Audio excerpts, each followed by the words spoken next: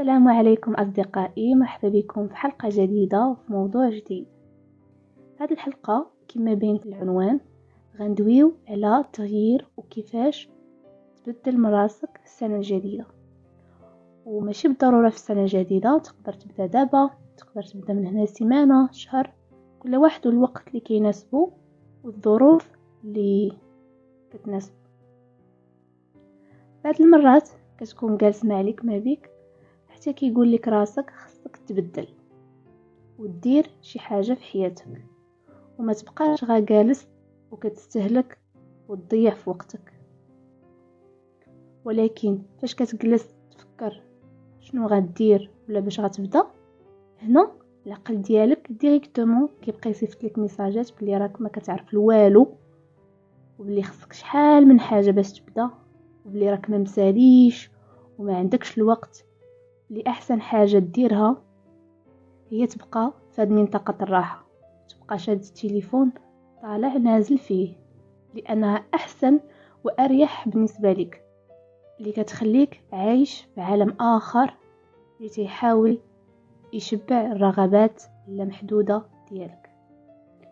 وهذا الشيء كيخليك ما تبداش كاع وما تحاولش، كتبقى خايف من انك تبدا ديك الخطوة الاولى.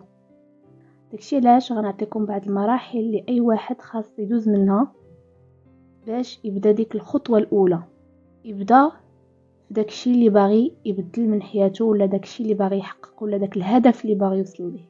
اللي كيميزوا هاد المراحل انهم واقعيين، يعني انك تقدر تطبقهم راسك وبيهم تقدر تبدا كما قلت ديك الخطوة الاولى اللي هي اصعب واهم خطوة، بعيدا على هادوك الناس اللي كيحاولوا يروجوا لشي حوايج باش يحققوا الربح خاص ليهم.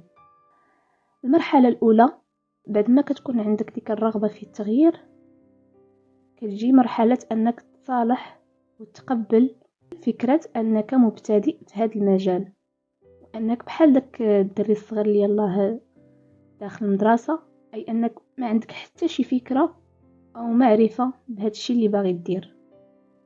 مرحلة اللي صعيبة واخا كتبان لكم بهذه البساطة، ولكن الاكثرية فينا ما كيتقبلش ديك الفكرة وما كيرضاش بديك الفكرة ديال انه ما عارفش هذا الشيء، ما عارفش، ما عنده حتى شي معرفة في هذا المجال، وانه يلاه غيبدا. المرحلة الثانية هي الاستعانة بالله، هي من اهم الحاجات، وعافاكم ما تستهينوش بها، حيت واخا انسان تيكون عنده كاع الامكانيات وكاع الظروف ملائمه باش انه يدير ديك الحاجه ولا يحقق هذاك الهدف، راه ربي الا ما بغاش يسخر لك داكشي راه ما غاديش يسخر، ما غيطراش، ما غيتحققش. والعكس ايضا، الا كلشي جا ضدك راه ربي سبحانه وتعالى الا بغى يسخر لك في هذاك الشيء وباك توصل راك غتوصل. المرحله الثالثه هي الاستكشاف والتعلم، اي انك تستكشف داكشي اللي انت ناوي تبدا فيه، شنو فيه بعدا، ولاش كيصلاح، وعلاش كيديروه الناس، وشنو الحوايج اللي خاصني نتبعهم. وانت كتستكشف ديك الساعه كتشوف راسك واش بصح هادشي اللي كنتي باغي ديرو، واش الاهداف ديالك اللي حددتي كيتوافقوا مع هادشي اللي لقيتي وتعلمتي ولا لا. واحد الملاحظه مهمه خصكم تعرفوها، انه الاهداف انت اللي باغي تحققهم ولا ديك الحاجه اللي باغي تبدل في حياتك راه ماشي بالضروره يكونوا حوايج كبار.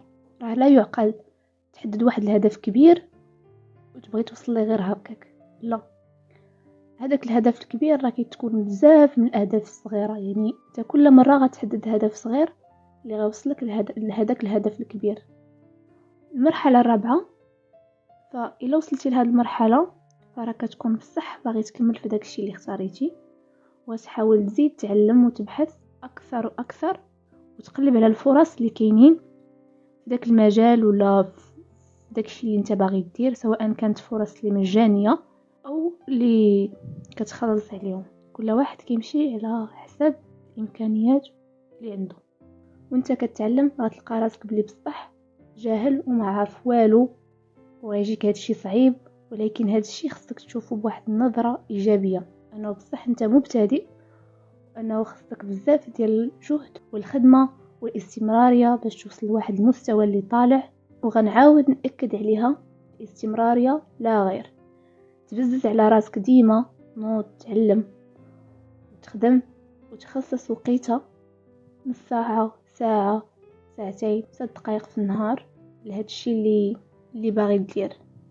وكاينه واحد الحاجة أخرى اللي غندوي عليها في الحلقة الجاية، وهي نظم وقتك.